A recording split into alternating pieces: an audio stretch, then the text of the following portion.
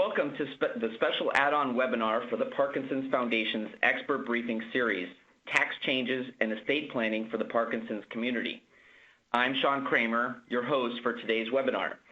I am the Senior Vice President and Chief Development Officer for the Parkinson's Foundation, and I'm thrilled to welcome you to today's webinar. We believe this topic is of critical importance for you and your family, as the recent changes in the tax law will have an effect on estate planning. We hope you enjoy the presentation, and we welcome your questions in the text messaging box in the bottom left corner of the viewing page. Remember to hit the send button. Due to our limited time, we can only address questions that are most pertinent to the topic. If you'd like to connect with me after the webinar, we welcome you to reach out to the Foundation directly. In addition, the PowerPoint slide deck can be downloaded on the viewing page that you are looking at right now. Look at the top left for the Download Slides link, and you can download a PDF file at any time during this webinar. It's now my pleasure to welcome our guest speaker, Mr. Joshua Goldglantz. Josh is an attorney with Gunster, where he is a member of the firm's Private Wealth Services Group. As an attorney board certified in wills, trusts, and estates, Mr. Goldglantz concentrates his practice in the areas of tax, estate planning, and asset protection planning for high net worth individuals and families. He advises clients with respect to planning and implementation of sophisticated estate planning structures in order to transfer wealth to future generations in a tax-efficient manner. Mr. Goldglantz's practice includes domestic planning, charitable tax planning, business succession planning, and wealth preservation. He also has experience advising fiduciaries in all aspects of estate and trust administration, including post-mortem tax planning. Mr. Goldglantz earned his BS degree from the University of Florida, his JD degree, magna cum laude, from Nova Southeastern University Shepherd Broad Law Center, and his LLM degree from the University of Florida Levin College of Law. In his free time, Josh enjoys spending time with his food blogger wife and their 2-year-old daughter, Emma. Josh enjoys being outdoors, throwing or hitting a ball, and will gladly give you his baseball card from Mets Fantasy Camp that he did with his dad a couple of years ago. Thank you again, Josh, for being our presenter, and go Mets.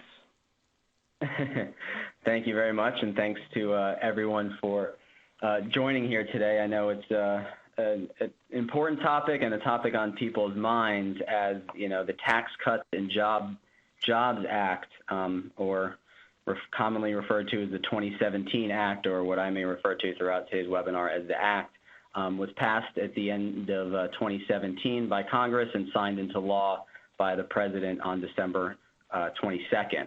And so hopefully today you guys will learn a little bit about the Tax Act. I'm hoping to get across and discuss how the Act will affect charities, charitable giving, some of the income tax effects, and estate planning. And so we'll get right to it. Most of the provisions of the Act are effective beginning at most of the income tax provisions, individual income tax provisions and transfer tax provisions. That means the estate, gift, and generation skipping transfer tax provisions are effective beginning after 2017. So that means they're effective, or the effective date is January 1, 2018, and many of these provisions are effective only for an 8-year period. They're effective from 2018 to 2025. They then sunset after that date, and this is critical to keep in mind, and I'll get into it a little later, but you know, as far as planning is concerned, the planning objective is to be as flexible as possible, since you know the Act and a lot of the individual income tax provisions and transfer tax provisions will sunset. We always need to keep that in the back of our mind as we do our estate planning and income tax planning. The Act made changes to many individual income tax provisions, business and corporate tax provisions, and, as I mentioned, the transfer tax, estate, gift, and generation skipping transfer tax provisions. One of the stated purposes of the Act and tax reform was simplification, and to simplify the tax code. But unfortunately, many of the provisions added in the Tax Act add significant complexity. For example, we won't get into it today, but there's a 20% deduction for pass-through entities that is extremely complicated, and in fact, there was a joke. It's a little dated now. It's a couple of weeks old, but there was a joke email that I had received. I guess it was funny in the tax community. I'll share it with you. Maybe you guys will think it's funny, but it said that, this was on Groundhog's Day when Punxsutawney Phil came out, saw his shadow, and declared that we have 6 more weeks to figure out what this 2017 Tax Act actually says and means. So in the tax community, we thought that was kind of funny. But the Act, unfortunately, doesn't meet that goal of simplification. It actually adds complexity, specifically for middle and high-income taxpayers. So let's get right into it as far as individual. Let's talk about some of the individual income tax changes. What I want to mention very briefly some of the income tax changes that I'm not going to talk about today, but may affect you or your loved ones. And so maybe I'll mention something right now that you will hear and that you'll say, oh, this may affect me, and may want to look at it later. So I'm just going to run off a quick list of income tax changes that may be pertinent to individuals. So there was a change to the kiddie tax, child tax credit, home mortgage interest deduction, alimony provisions were significantly changed. 529 plans, there were changes to. Roth IRA recharacterization of conversions, like-kind exchanges, pass-through entities, and actually the medical expense deduction, there was a change which I actually will mention a little bit because that may be pertinent to a number of people listening here. So the Tax Act retains the medical expense deduction, which is a good thing, of course, and expands the deduction for 2 years by reducing the threshold to 7.5% of AGI for 2017 and 2018.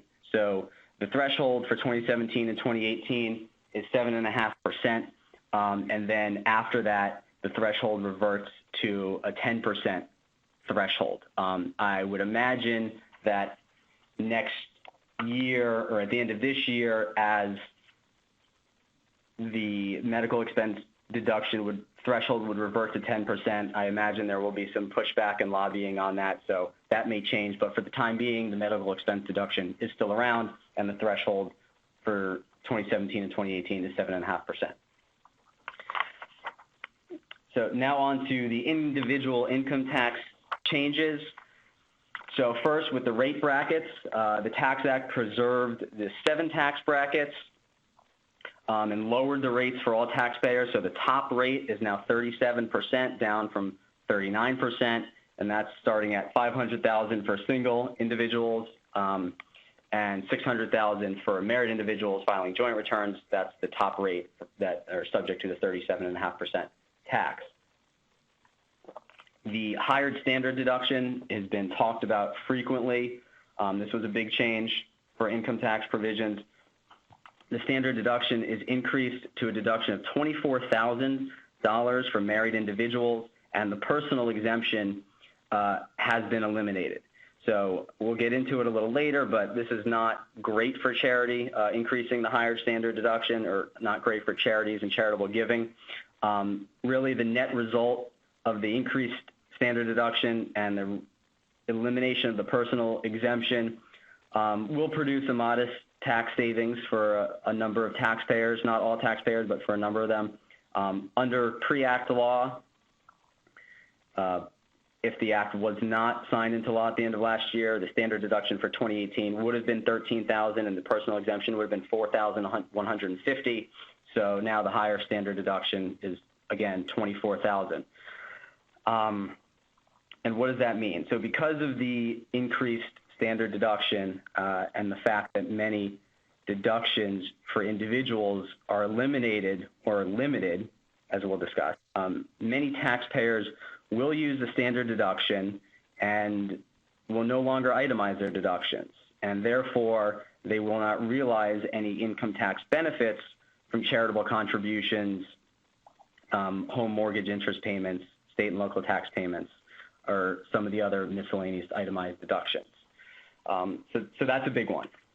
And we'll get into some of the numbers on how many people itemize and how many people used to itemize and will be itemizing in all likelihood under the new Tax Act.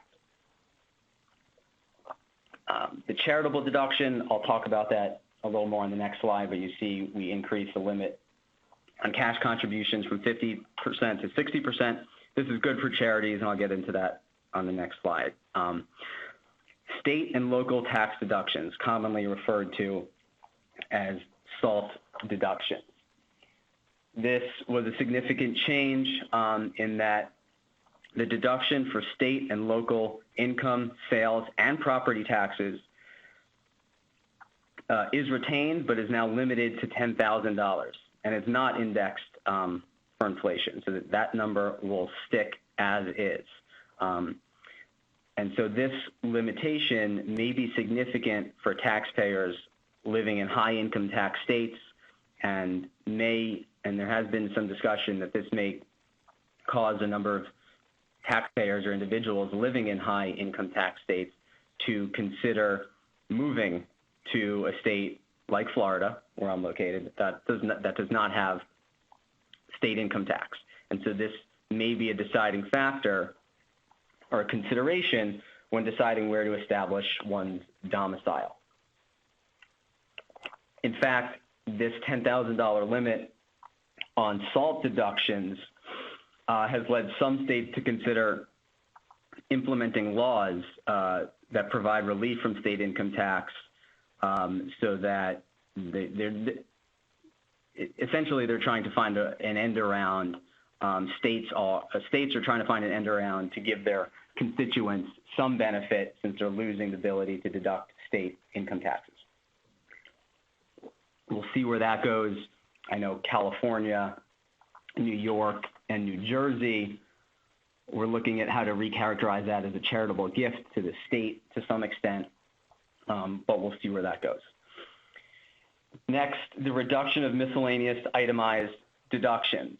And so a number of the miscellaneous itemized deductions have been eliminated for the tax years beginning 2018 and sunsetting in 2025. So for example, whereas individuals used to be able to deduct expenses, tax preparation expenses, that's no longer deductible. And so there is the loss of the number of miscellaneous itemized deductions. But it's offset by the fact that there's a much higher standard deduction of now $24,000. And then finally, the elimination of the P's limitation. This is actually good for charities, as really more for the most generous of donors, but the P's limitation is eliminated for, years 2018 to 2025. It may not have that much of an impact given the elimination of the itemized deductions, but it will still be important for those taxpayers who itemize and who have substantial charitable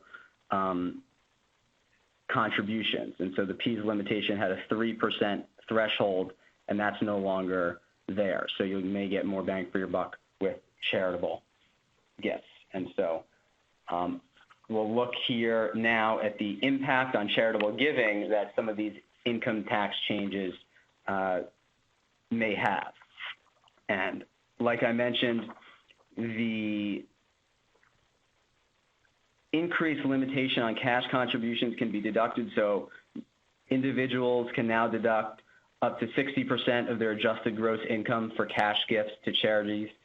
Under prior law, it was only a 50% limitation. Now you can deduct up to 60% of your contribution base. And so that's obviously beneficial to charities. On the downside there, with respect to charities, the removal or the elimination of the 80% deduction for contributions made for athletic seating rights. You were previously able to deduct 80% of the amounts paid for seating rights to athletic events, so that negatively affects colleges, higher education, where they sell rights to athletic events. And then there was the repeal of the substantiation exception when charities report certain contributions. going on to the next slide, we'll talk a little bit about the transfer tax changes that were made in the Act. So transfer taxes, again, estate, gift, generation skipping transfer tax. The estate and gift tax exemption amount has been doubled. We actually don't know the exact amount for 2018 as of yet. They changed this number is indexed, and they changed the scale that they use for the indexing. So we think that it will be $11.18 million per individual for 2018. That's the estate and gift tax exemption amount for 2018. That is indexed for inflation. Again, and I'll talk about this a little further later on, but this again sunsets in 2025. If the Act was not passed at the end of 2017, this amount would have been $5.6 million per individual in 2018. So doubling this exemption amount has a significant impact on estate planning and estate tax planning. And so, unfortunately, this may significantly reduce the tax incentive for charitable giving at death.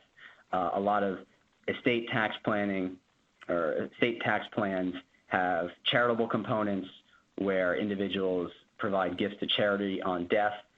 Those gifts to charity are a deduction against the estate tax.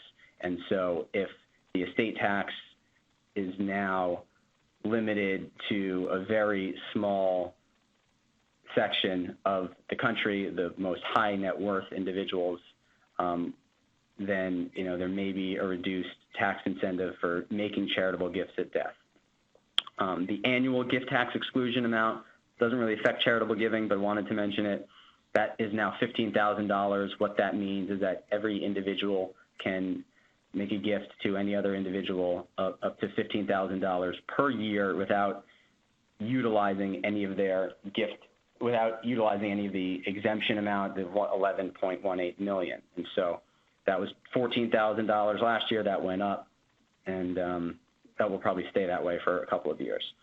Clawback issues. A number of commentators have brought this up, meaning that what happens if you make a gift, let's say of this year, of $10 million tax-free because it's under your exclusion amount, and then the individual passes away in 10 years from now when the Tax Act sunsets and the exemption amount is back down to $6 million. Is there any clawback that deals with the difference in the exemption amount at the time the gift was made and when the individual passes away? The Tax Act says that this will be addressed in regulations. It actually directs the Treasury to prescribe regulations to address this difference in the exclusion amount at the time of a gift and the time of death. We don't think it's a big issue. It will be taken care of in all likelihood, but I did want to mention it since it's talked about often. So in effect, the takeaway of the individual and transfer tax changes is that charities may lose the middle income taxpayers because these taxpayers may not be able, will likely utilize a standard deduction, will not itemize their deductions, and so they may have less tax incentive to make charitable gifts. So charities may have to squeeze more out of their high net worth donors. And really just kind of to recap, charitable giving, the doubling of the standard deduction is really going to reduce the incentive for charitable giving. Also, the cap on the state, the SALT on the state and local tax deduction to $10,000 may reduce the incentive to give to charity. Doubling the estate tax exemption to over $11 million may reduce the incentive to give to charity. And also, like I mentioned, the repealing of the deduction for tickets to college athletics. On the flip side, repealing the PEAS limitation may increase the incentive to make charitable gifts, and then increasing the contribution deduction limit on cash gifts from 50% to 60% is a benefit to charity. So the Tax Act kind of has some provisions that negatively affect charities and some that positively affect charities. You'll see here, this is a charities worry tax law will cut giving. This clip was from the Washington Post at the end of 2017 after the Tax Act was signed into law by the president. This article states that one study predicts that donations will fall by at least $13 billion, or about 4.5% next year. That decline is expected to be concentrated among gifts from the middle of the income scale. You know, the richest Americans will mostly keep their ability to take the tax break given for charitable giving. The article goes on to say that no one expects the middle class to stop giving to charity, but the tax code changes are projected to affect the size and timing of those gifts. Really, this is obviously a big tax change for charities. We haven't seen anything like this in a long time on the individual income tax side that affects charities in this way.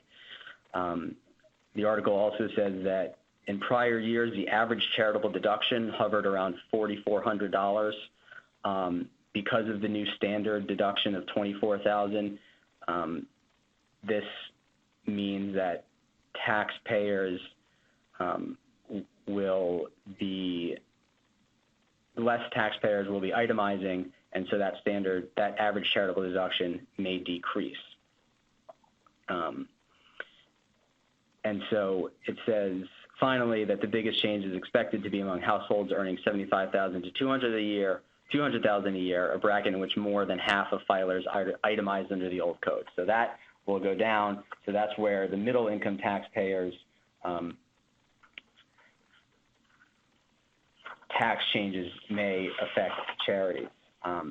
Going on, there's another headline, and this was an article in the Wall Street Journal from actually last week or earlier in the month, which discussed the headline there, tax law spurred a rush to charitable giving funds. So what happened was at the end of 2017, once this tax law was put into effect, many people saw the ability to rush to make gifts at the end of 2017 to take advantage of the old law where they were still itemizing deductions. And actually, this article talks a little bit about donor-advised funds, which I'll talk about, but this allowed people to make larger gifts to donor-advised funds to utilize that in 2017, and which would allow them to make gifts, the ultimate gifts to the charity of their choice down the road. It was really a way to lock in the deductions in 2017, then designate when and where to disperse the money.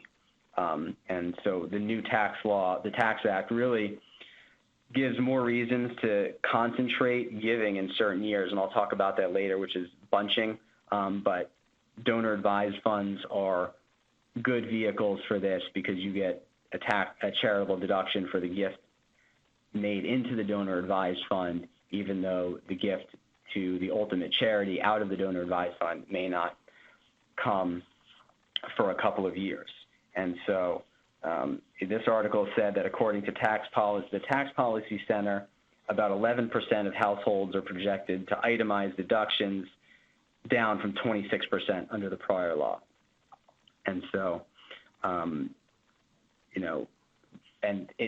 another reason why there was a spur to make charitable gifts in 2017, not only because of the tax law change, but also due to the increase in the stock market and those donors that had appreciated assets that wanted to gift those assets to avoid paying capital gains, you got a deduction for fair market value. And so the combination there of the strong stock market and the changes in the coming changes in the tax law spurred a lot of people to make gifts at the end of 2017. So charities did see, or at least donor-advised funds did see, a large influx of money at the end of 2017.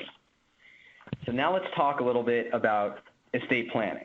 How do these tax law changes and how does the Act affect estate planning? So as I mentioned, there's an 8-year window now to take advantage of the increased exemption amounts. And so this sunsets in 2025.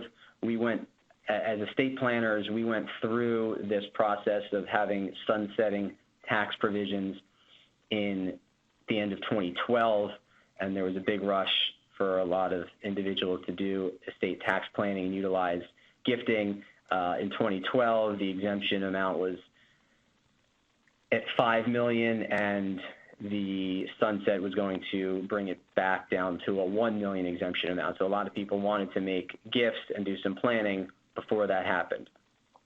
So because of this 8-year window and because of the transfer tax provision sunsetting at the end of 25, flexibility in estate planning is vital. So everyone should really revisit their estate plans in light of the changes. You want to provide for maximum flexibility. Not only do we not know what the tax law will be in 8 years from now, whether it will sunset, depending on who the president and who controls Congress at the time, what will happen there, whether they allow it to sunset, we don't know. We also don't know when, as planners, when our clients are going to pass away. So, flexibility is vital because we don't know what the law will be at the time our clients pass away, and so we need to build in flexibility. And given that the estate tax laws and transfer tax laws have changed so much over the past 10 years, have changed a number of times, estate tax is constantly a negotiating or bargaining chip between Democrats and Republicans. It's usually seen as a throwaway to broader income tax and corporate tax changes, that it's constantly talked about, and we're really, constantly following a moving target there. So flexibility in planning is really important. Also basis planning. So now that the highest income tax rate is 37%, federal income tax rate, and the highest estate tax rate is 40%, there's some consideration there in estate planning as to basis. And so what happened, and the reason for this is that when an individual passes away with an asset, that asset gets a step up in basis to fair market value, so that when that asset passes to beneficiaries, the beneficiary can dispose of the asset without paying a gain. So given that the number of individuals subject to estate taxes is really going to be reduced, actually, there was a statistic that in 2018, of the individuals that pass away in the United States, only about 1,800 will have to pay estate tax, down from 5,000 decedents in 2017 that had to pay estate tax, because, again, every individual now has 11 million of estate tax exemption. So given that estate tax is not much of a consideration for 99% of the country, income tax planning upon death is more important and something that needs to be looked at, especially because of the step up in basis. So, for example, for those that have set up irrevocable trusts that have assets outside of their estate for estate tax purposes, if they're not going to be subject to estate tax, those individuals are taxpayers and they want to consider swapping assets, taking low basis assets out of a trust, putting in high basis assets in the trust so that when they pass away, they die with the low basis asset so that their family can benefit from a step up in basis from income tax. Utilization of the increased GST exemption, the generation skipping transfer tax exemption, like the estate and gift exemption, is now approximately 11.18 million. So this is a planning opportunity for those that have trusts that are not generation skipping transfer tax exempt trusts. You can maybe able to allocate GST exemption to those trusts, so to be able to pass wealth on to future generations, GST tax-free. Even though estate tax may not be a concern for most of the country, for 99.9% of the country will not be subject to estate tax. That does not mean that estate planning is not important. Obviously, estate planning is very important. Testamentary planning is still there, so planning for the disposal of assets upon death, protecting assets for beneficiaries by using trust, so protecting assets for beneficiaries from creditors, spouses. There's still a lot of considerations and points to be considered in estate planning and the utilization of trusts for those reasons. So the estate tax considerations may not be there, but there are certainly a number of family considerations to consider. And like I said, reviewing estate plans may have been set up at a time when the estate tax exemption was a lower amount, $1 million, $3.5 million, or $5 million. And now with an $11 million exemption, the tax changes may affect what individuals want to do in their estate plan, which is why estate plans need to be revisited. So wills, revocable trusts, depending on the state. Here in Florida, revocable trusts are important for a number of reasons. I know in some states, they're not as important or not as beneficial. In Florida, they are. So wills, revocable trusts, and then powers of attorney and healthcare directives. Those are considerations to deal with planning during an individual's life. And so power of attorney, who can make who can make financial decisions, sign tax returns, pay the mortgage in the event of incapacity.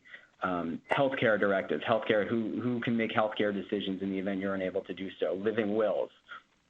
So powers of attorney and healthcare directives, these are still important. These are part of estate planning, and these deal with during life. These deal with incapacity. And so so estate planning is still very vital. It seems that some people think, oh, I don't really have to do anything now that the estate tax, I don't have to worry about estate tax, but that's not the whole game here. Really, the end game is making sure everything is planned out the way you want it. Back to charitable planning briefly. As you think about estate planning and income tax and charitable planning, some things did not change for charities. I know the articles that I showed you showed that there was a spur to make gifts at the end of 2017, and that there may be a concern about gifts, charitable planning in 2018, but the Tax Act did not make changes to planned giving. Actually, that's a typo. It shouldn't be planning giving. It should be planned giving, meaning that gift annuities, remainder trusts, lead trusts, and other tax-qualified deferred gifts are still out there and are still, the fact that these were not changed in the Tax Act are good for charities. And so this should hold greater attraction to people utilizing these types of planned gifts to support the Parkinson Foundation and the charity of your choice. The charitable IRA rollover. And so for those individuals that are over 70 and a half that are required to take distributions from their retirement plans, there's a benefit or a planning opportunity that allows those individuals to make gifts of up to $100,000 per year from their IRAs that will qualify as part of their required mandatory withdrawal for the year. This charitable IRA rollover was on the chopping block for a number of years. It was made permanent a couple of years ago, and this did not change in the Tax Act. So if you're over 75 and a half, you can give $100,000 tax-free. It qualifies as part of your IRA distribution. This was not touched in the Tax Act, so this opportunity is still out there, and it's very beneficial for a number of people. Also, the benefit of giving appreciated property did not change. So making a gift of a stock that is highly appreciated, the donor receives a deduction equal to the fair market value of the stock. And so this allowed the reason why taxpayers like to make gifts of appreciated property to the charity of their choice, because they don't pay capital gains. They give the stock to charity. The charity can sell the stock, and they don't pay tax on it because they're a charity. So this benefit is still out there, and so it still can be utilized by taxpayers. So charitable planning is still there. As far as getting a little more creative with charitable planning, as I mentioned earlier, bunching deductions, donor-advised funds, and charitable lead trust. What bunching means is pushing a bunch of deductions into, or charitable gifts into 1 year to take a big deduction in 1 year. And the reason why this is now important is that with the higher standard deduction, you may not get the tax bang for your buck or utilize the charitable deduction because the standard deduction is so high. But if you make a number of charitable gifts in 1 year and get one huge deduction in 1 year, then that's a benefit that you can do. And so for a donor advised fund, if you make a big gift, you can itemize in this year and then moving down the road continue to take the standard deduction. And so donor advised funds are good for that because, like I said, you can make a gift to the donor advised fund and the charities, and then the donor advised fund doesn't make its distribution to the charities until future years. Charitable lead trusts, similar concept. A charitable lead trust is what we call a split interest trust, meaning that for the term of the trust, let's say it's a 10-year term, annual distributions are made to a charity, and at the end of that term, then the trust makes a distribution to the beneficiaries. Why that's beneficial? Because if you make a $1 million gift to a charitable lead trust this year, you get a $1 million charitable deduction, even though the trust doesn't make distributions to charity that million is spread out over the next 10 years. So the charities get their money over the next 10 years, but you get to accelerate the deduction into this year and get a big charitable deduction. And so that is a big benefit and will likely be utilized more and more as people look for ways to support their favorite charity and do it in the most tax-efficient manner. CLATs are beneficial in a low interest rate environment because of the rules on charitable lead trusts. I mentioned discounting, so if you use a partnership interest for a charitable lead trust, there's an additional benefit. And then there's considerations as far as what type of charitable lead trust. A CLAT is a charitable lead annuity trust. That's what the acronym CLAT means on this slide. CLATs can have level payments, so it can make a charity payments to charity of $100,000 a year for 10 years, or it can be backloaded where the payments increase every year. Grantor or non-grantor or tax considerations for the charities. This is what a charitable lead trust, a diagram for a CLAT looks like. The donor makes, let's say, the $1 million contribution to the lead trust. The payment term, let's say for 10 years on the right, the charity gets its $100,000 for 10 years. At the end of the 10 years, the charitable lead trust pushes the remaining assets down to remainder beneficiaries, typically the donor's spouse, donor's children, or trusts for the donor's spouse or children. And the charitable lead annuity trust provides certain income tax benefits and estate and gift tax and generation skipping transfer tax benefits. So there's transfer tax benefits and there's income tax benefits. So creative tax planning is alive and well. And, on the last slide here, I do mention that really the three takeaways from the Tax Act. I know this is a lot of information in a short period of time. And like I said, the Tax Act is complex. It did not simplify the tax code, unfortunately. But there were significant changes to how income taxes and transfer taxes that everyone needs to be cognizant of. But everyone should review their estate plan in light of the new Tax Act. You want flexibility. You need to make sure your documents are flexible to account for the changes that have occurred and that will continue to occur in this arena. Everyone should still have the basic estate planning documents to deal with disposition of assets upon death as well as incapacity during life. And finally, despite some of the headlines, despite the real news and the fake news and what people read and hear, charitable giving, I know charities were a little concerned when this act was signed into law, but charitable giving is still alive and well. There are still a number of tax and non-tax benefits, of course, to giving to the Parkinson's Foundation and to the charities of your choice. And there are still a lot of planning opportunities out there that can take advantage of the law as it stands today. And so, again, I know this was a quick overview, and it's a lot of information to take in. If anyone, I know we'll open it in a second for questions from the group, but of course, should anyone have questions at any point after today, you can always reach out to me and shoot me an email or give me a call. I'm happy to talk through some of these changes. And so I think now we'll go through some of the questions that hopefully are coming in from the listeners, and I hope this was informative, and I thank everyone for taking the time to listen today. Terrific, Josh. That was fantastic. Really very educational and informative for sure. We're now opening up for the Q&A period.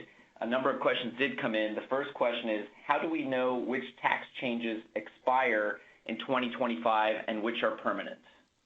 No, that's a good question. Most of the individual income tax changes do sunset and do expire at the end of 2025. The corporate and business provisions are permanent, and also the transfer tax provisions, so the estate, gift, generation skipping, all do sunset. There may be some in there income tax provisions that don't sunset. You really have to kind of unfortunately go through each one and see which may apply to you. Like I said, the medical expense deduction is only a 2-year change, and so there are a couple scattered throughout that do not sunset or have a different schedule for sunsetting, but predominantly most of the provisions, most of the individual income tax provisions are effective from 2018 to 2025 and then sunset December 31st, 2025, and then January 1st, 2026 goes back to what the law was in 2017. Great, thanks. Another question came in. Does the new act change the estate tax portability rules? Okay, so what portability means is that a couple of years ago, this was new in the estate tax realm, which allowed, if an individual died with and had a surviving spouse, the surviving spouse was able to utilize the first spouse's unused exemption amount. So to simplify that, let's say the exemption amount is $11 million. First spouse passes away and they have a $1 million estate.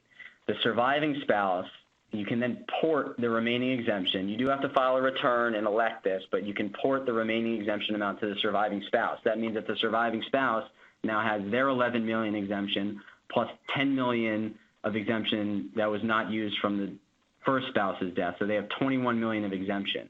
And so portability was new to estate tax, to the tax code a couple of years ago. That did not change, so there is still portability. So in effect, married couples essentially have $22 million of estate tax exemption to use between the two of them. So portability was untouched.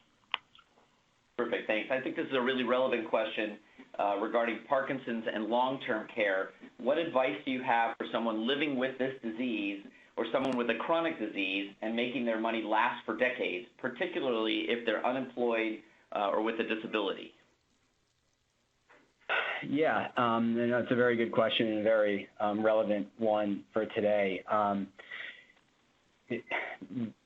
One, as far as planning, you want to be flexible, and making money last obviously is something that in this environment with obviously the market has gone up significantly, but it's really just being on top of it, making sure your options are flexible. And, as far as planning is concerned, keeping your options open because we don't know what the tax law changes will be. I mean, as far as long-term care, there weren't many changes. I mentioned the medical expense deduction in 2017 and 2018, but the tax changes did not really affect any other aspect that I'm aware of as far as long-term care is concerned. So there really wasn't much change in that regard. And whatever was being done before should just be consistent and and yeah, there wasn't much that changed in this regard. Great, thanks. We have another question that says, are there any unique reductions as it relates to co-pays, transportation to medical appointments, and are those considered to be tax deductible? That's a very good question. Not that I've seen. I'd have to go back and take a look at that.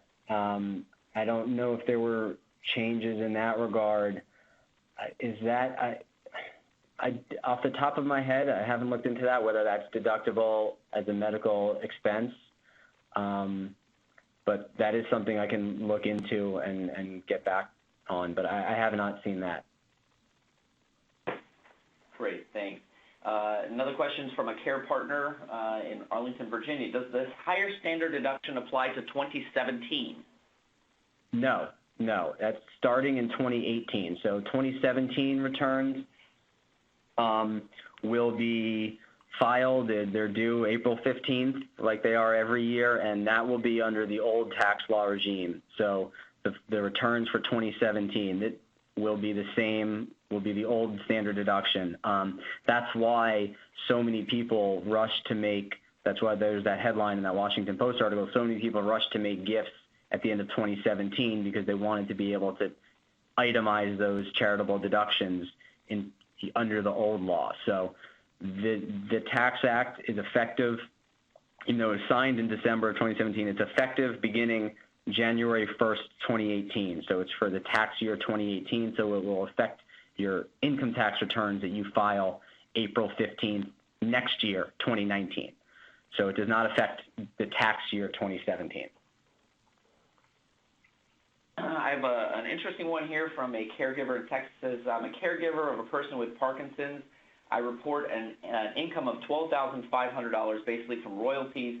I pay $300 a month for health insurance through Obamacare with a subsidy of $500 a month that the government pays for that policy. Would I be looking at a refund with the upcoming tax changes? I never received one due to the subsidy that I'm assuming. A refund? I need to know a little more about the personal taxes of the individual, and so that may be a better question for their personal advisor. But predominantly, the top income tax rate, the income tax rates did come down. So I know I mentioned the top rate is now 37% from 39%, and so the rates have come down. So most people will see a reduction in the income taxes that are due starting in 2018. Again, for the individual that asked this question, this won't change what the tax return that they are about to file for April 15th for this year, for 2017. But prospectively looking forward for 2018, when they file their return of April of next year, they may see a refund or a reduction in their overall income taxes. A lot of individuals will see a reduction in their income taxes. Thanks.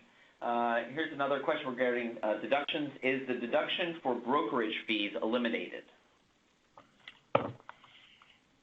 The brokerage fees. I don't remember seeing a change to that. Again, there's a lot of changes to, well, actually, let me step back. There's a blanket change to miscellaneous itemized deductions. So, that one I don't remember seeing off the top of my head. And so I'd have to go back and check. There's a lot of income tax changes here, and so, I know tax preparation deduction is no longer available. The brokerage fees, honestly, again, off the top of my head, I'm not sure. Okay, great. We'll have to get back with a response on that one. I'd be curious about that as well. Is there any guidance on using increased gift tax exemption now? They give $10 million away now, but then the exemption goes back to $5 million at sunset. Right, so that's the clawback issue that I had mentioned. There's no guidance on that yet. The Tax Act said that clawback will be addressed when the Treasury Department issues regulations, with respect to the Tax Act. So we're waiting to see what that would look like. Most commentators and most in the estate planning community don't believe that they will claw back those gifts that you made if you utilize the $10 million exemption and then it goes back to 5. It sort of, if you were able to take advantage of it, then that's what the law was at the time. So it'd be, it wouldn't be, I don't know if right is the right word, but it wouldn't be right for them to then penalize you for taking advantage of the law at the time.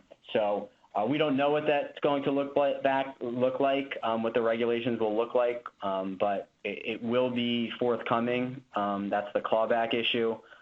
We don't think it will. Most people don't think it will be an issue, and that the government will allow you to make gifts of $10 million and won't claw that back when you die or if you pass away at a time when the exemption amount is reduced. But it is still a question and remains to be seen, unfortunately. Yeah, certainly. So this is, I know we mentioned and discussed long-term care a little bit earlier, but follow-up question is, are there any changes to helping the disabled at home? Again, I don't believe so. I don't recall seeing any specific provision in that regard. But again, it's one that we will have to double check. Great. And can an irrevocable trust be reviewed and maybe changed? So typically, an irrevocable trust, by its nature, is irrevocable, so that the grantor can't change it. There are ways to make changes to irrevocable trusts depending on a number of factors. State law, for example, Florida allows certain modifications, judicially and non-judicial modifications to trust. There's something called decanting of an irrevocable trust, which allows one trust assets to pour into a new irrevocable trust, which has different terms.